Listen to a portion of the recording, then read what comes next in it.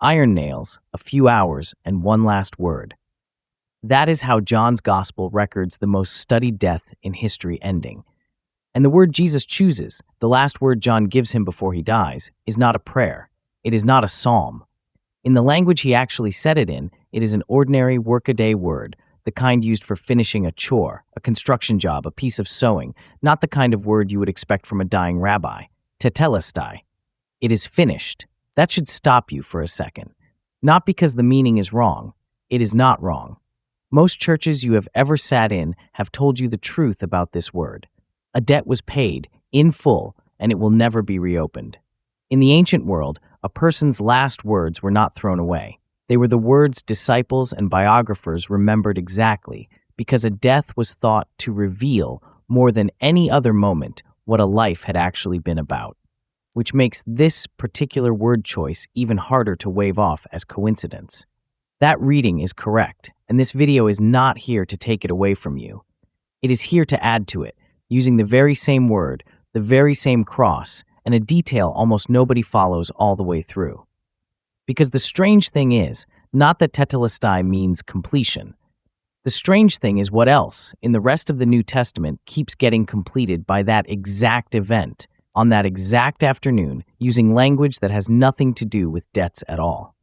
Something else is finished that day, and Paul, of all people, will not stop talking about it in the first person. So we are going to do this in order. First, the debt, and why it is real, verified, and solid. Then the detail that reading alone cannot explain. By the end, you will be able to hold both of them up against your own Bible tonight. Nothing here argues against what you were taught. It simply is not finished being taught to you yet. Start with the word itself. Tetelestai is a form of the Greek verb teleo. Lexicons list its range the same way every time: to complete, to accomplish, to discharge what is owed, to bring a task, a contract, or a debt to its end. You do not have to take that on faith.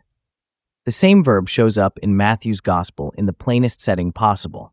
Tax collectors come to Peter and ask whether his teacher pays the temple tax. The word behind pay in that sentence is a form of teleo, the same verb family Jesus speaks from the cross. In Matthew, it means nothing more mysterious than settling a bill. The temple tax itself was not optional in the way modern people picture a voluntary offering. Every Jewish male past a certain age owed it, every year, like a due bill that came around on schedule, traced all the way back to instructions in the book of Exodus. It was the most ordinary financial obligation in Jesus' world, and teleo is the verb attached to it, which is exactly why tetelestai lands so hard in John's Gospel. It is written in the grammatical form called the perfect passive. It does not say the thing is ending or that it will be finished eventually. It says the thing has already been brought to completion, and the result of that completion is still standing, right now, permanently. Whatever this tense is attached to, once it is marked finished this way, nobody comes back the following week wondering if it still stands. It is over, in a way that stays over. Paul reaches for that exact image in his letter to the church at Colossae. He writes that God took the handwriting of ordinances that was against us and nailed it to the cross. It was not filed away somewhere, and it was not postponed. It was nailed to the very wood Jesus was hanging on. The ledger and the execution happen on the same piece of timber. This did not begin with Paul either.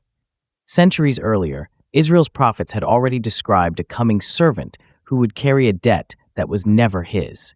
So an account could be settled on behalf of people who could never have settled it themselves.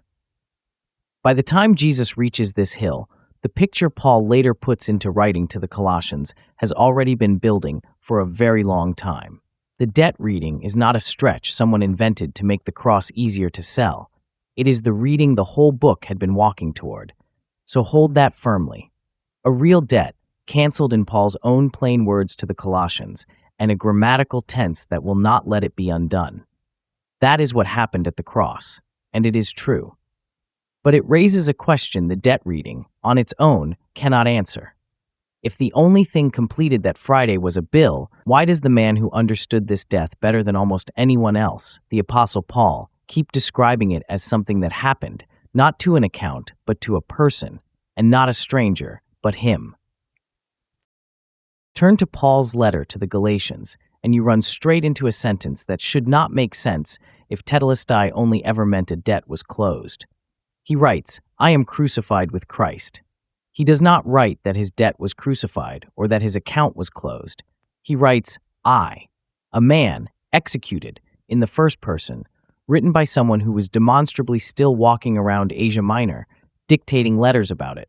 This is not a throwaway line either. Galatians is one of Paul's most urgent letters, written to churches being pressured to believe that the finished work of the cross still needed something added to it. A bit more law-keeping, a bit more personal effort to actually count before God. Into that exact argument, with every reason available to reach for more legal language, Paul does not reach for a ledger. He reaches for his own execution. Paul had every incentive here to double down on legal categories. He could have simply said, "Your debt is closed, so stop trying to add payments to an account that already reads zero." That answer alone would have settled the argument, using the very image this video just spent a whole chapter proving. Instead, he goes further than the ledger. He goes personal. Notice the word he refuses to let go of. Not we, not believers in general, benefit from this, but I. One man, naming himself personally as the one put to death on that cross, while writing the letter with his own still living hand. That is not the language of a closed account. That is the language of a person describing his own funeral. And he keeps doing this. In his letter to the Romans, he writes that the believer's old man was crucified with Christ so that the body of sin might be destroyed. Not a debt destroyed, but a body, a self. In the very same letter, where he has already used financial and legal language for exactly what tetelestai describes, he switches, on purpose, to execution language for a person. A ledger does not get crucified. A ledger gets canceled, discharged, filed as paid. You only need the word for execution if someone is dying. So either Paul is speaking loosely, using the most violent word he owns as decoration, or there is a second thing finished on that hill that the receipt language was never going to cover by itself. Paul was not a careless writer. He had trained under some of the sharpest legal and theological minds of his generation, and it shows. When he had debt and legal language available, he used it plainly, the way he does in Colossians. When he reaches instead for crucifixion language, in the first person, about himself, he is pointing at something the ledger was never built to hold. Look at how often this shows up, because it is not one stray line. Writing to the Galatians again, Paul says that those who belong to Christ have crucified the flesh with its affections and its lusts. Paul does not say the flesh was restrained or disciplined into better behavior. He says it was crucified. Put to death the same way the ledger was put to death, only this time the thing dying is a set of cravings, not a certificate. Affections and lusts is not a vague phrase either. It names the pulls that used to steer decisions before they were ever really thought through, the reflexive wanting that felt, at the time, like just being who you were. Paul does not say those pulls get negotiated down or gradually managed. He says they get crucified, the same fatal, final verb, applied to something that a moment earlier felt like the most permanent thing about a person. Writing to the Colossians, the same letter that gave us the canceled debt, he adds a third line just one chapter later. "For ye are dead," he says, "and your life is hid with Christ in God." Dead and hid, present tense, about people who were, as far as anyone watching could tell, still walking around very much alive. Hid is an odd word to choose if nothing has actually changed. Something has gone somewhere it cannot be seen, waiting to be shown. That is 3 separate letters, 3 separate churches, and the same pattern every time. A first-century debt was paid on that hill. Nobody here is disputing that. But a first-century man, over and over in Paul's own hand, is also described as dying there. This is not loose language, and it did not happen just once. It runs structurally across years in the same writer's vocabulary. Now, a fair question deserves to be asked here. Isn't this just turning a real, bodily, historical execution into a piece of psychology? Making the cross about your inner life instead of about what actually happened to Jesus on an actual afternoon in an actual city? That is a fair question, and it deserves a real answer, not a shrug. Here is the answer. This is not a modern idea imported into the text.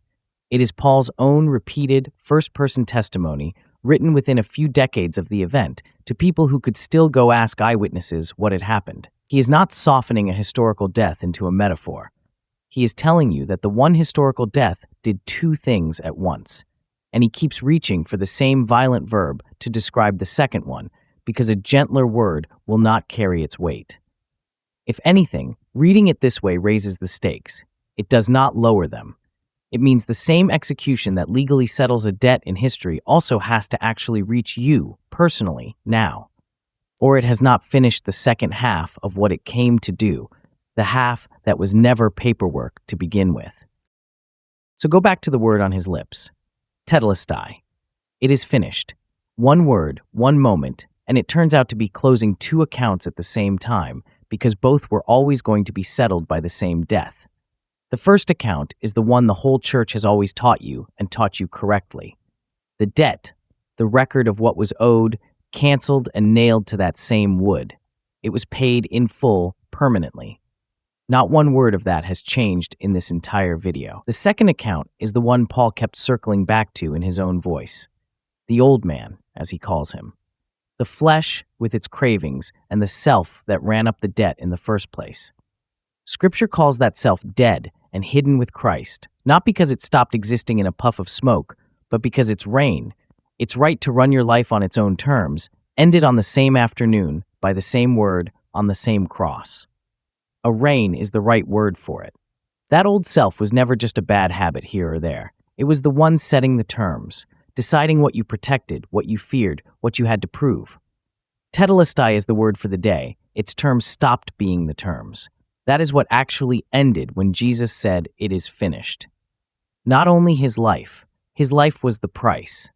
What his life purchased was the end of a reign, the old self Paul names and renames across 3 different letters to 3 different churches.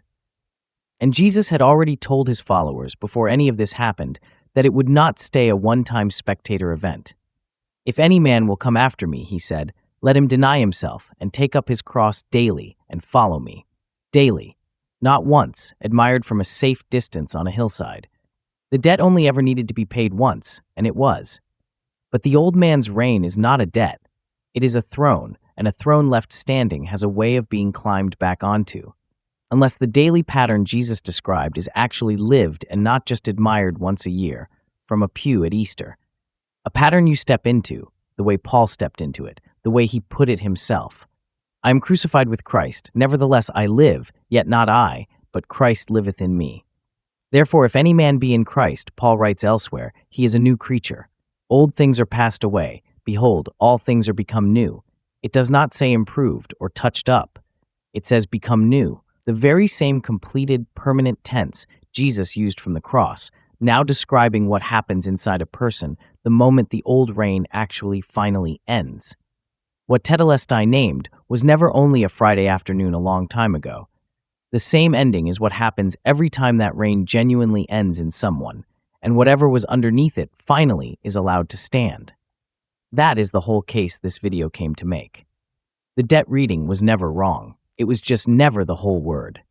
If that line, "I am crucified with Christ," just landed on you differently than it ever has before, there is a video on this channel that takes that exact sentence apart, word by word, and shows you precisely what Paul meant by putting "I" and "crucified" in the same breath. That one is next.